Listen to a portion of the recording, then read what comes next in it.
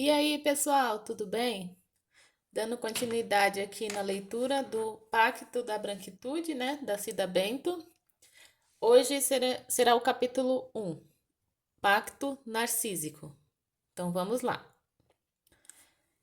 Minha experiência de trabalho com instituições tão diferentes como empresas, organizações governamentais, organizações da sociedade civil, sindicatos de trabalhadores, federação de empregadores, organizações partidárias de centro, esquerda e direita demonstrou como todas guardam similaridades na estrutura e no modus operandi quando o assunto são relações de raça e gênero.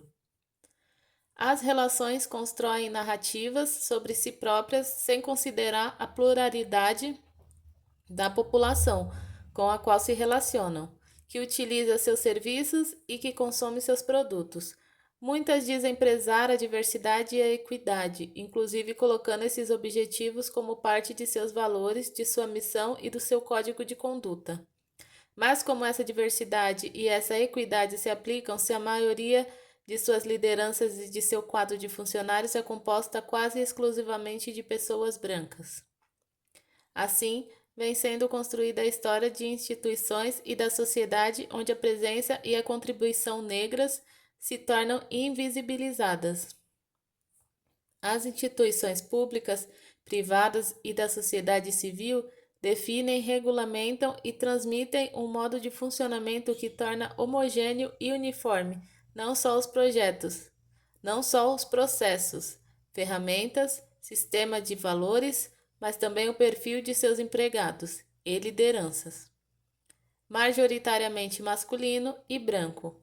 Essa transmissão atravessa gerações e altera pouco a hierarquia das relações de dominação ali incrustadas.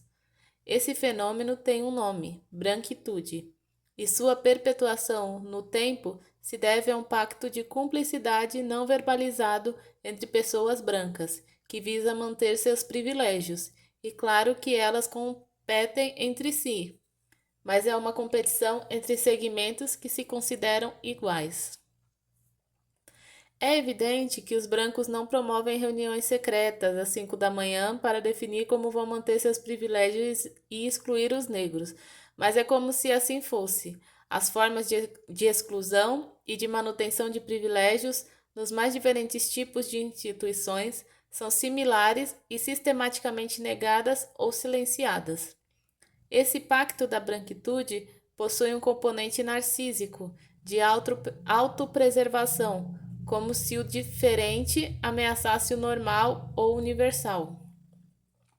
Esse sentimento de ameaça e medo está na essência do preconceito, da representação que é feita do outro e da forma como reagimos a ele.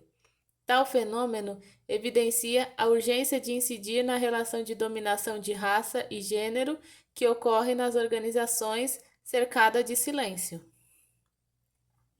Nesse processo, é fundamental reconhecer, explicitar e transformar alianças e acordos não verbalizados que acabam por atender a interesses grupais e que mostram uma das características do pacto narcísico da branquitude.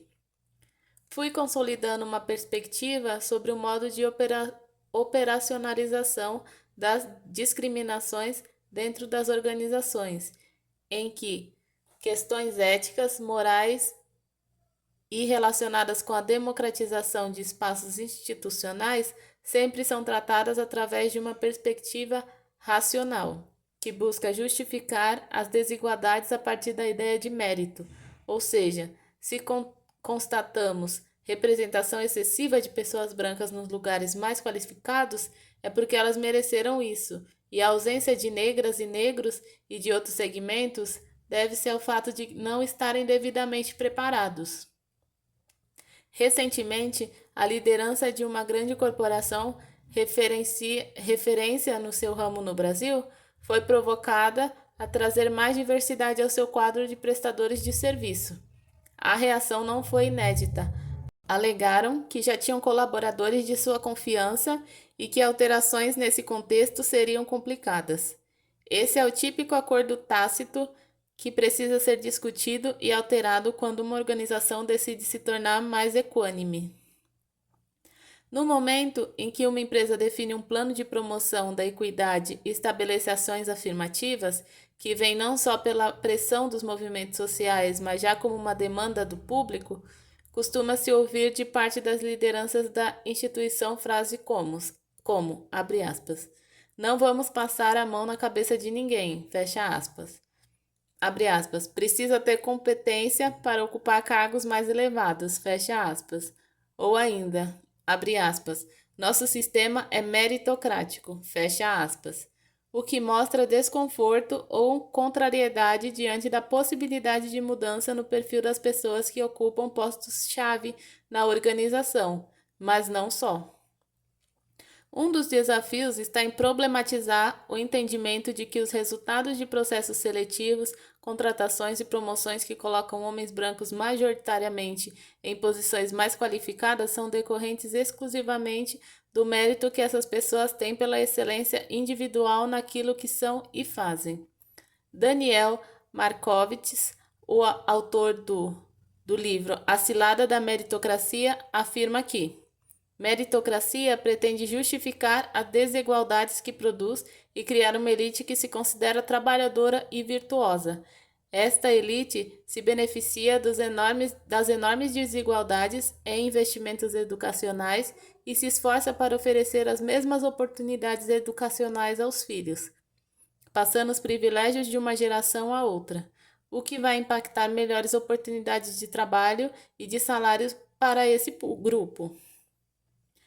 Ruim para os pobres, mas também aprisionadora da elite, que tem que lutar cada vez mais para chegar e se manter no topo, criando diferentes ressentimentos de ambos os lados, capitalizados pelos governos populistas.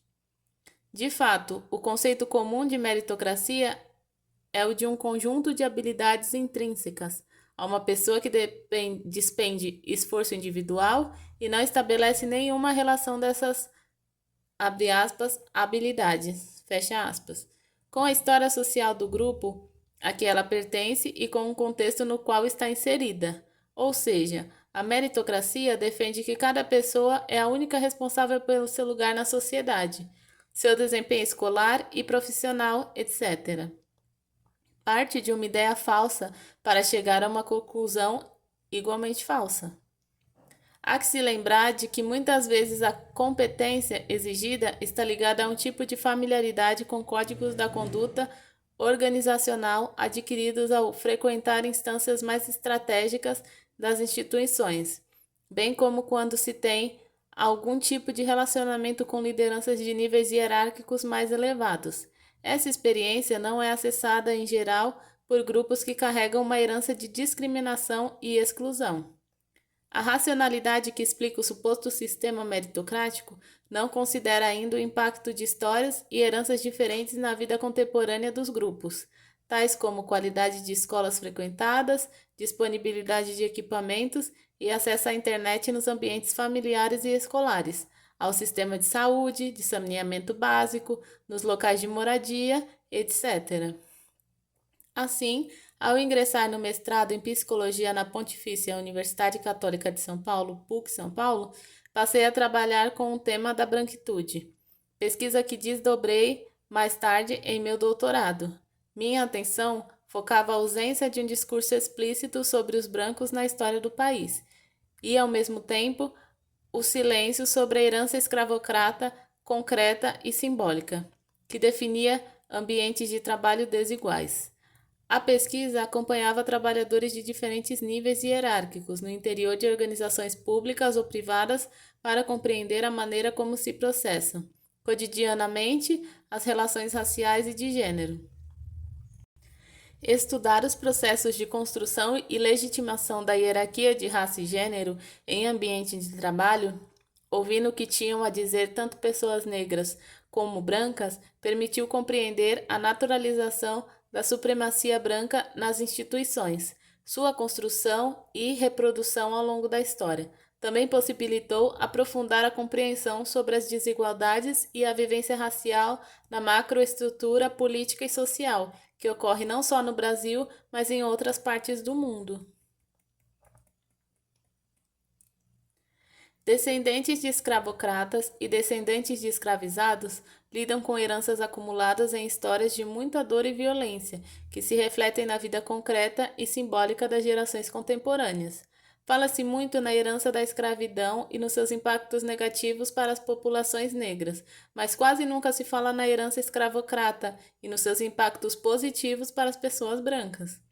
É possível identificar a existência de um pacto narcísico entre coletivos que carregam segredos em relação aos seus ancestrais, atos vergonhosos como assassinatos e violações cometidos por antepassados, transmitidos através de gerações e escondidos dentro dos próprios grupos, numa espécie de sepultura secreta. Assim é que é a realidade da supremacia branca nas organizações públicas e privadas da sociedade brasileira.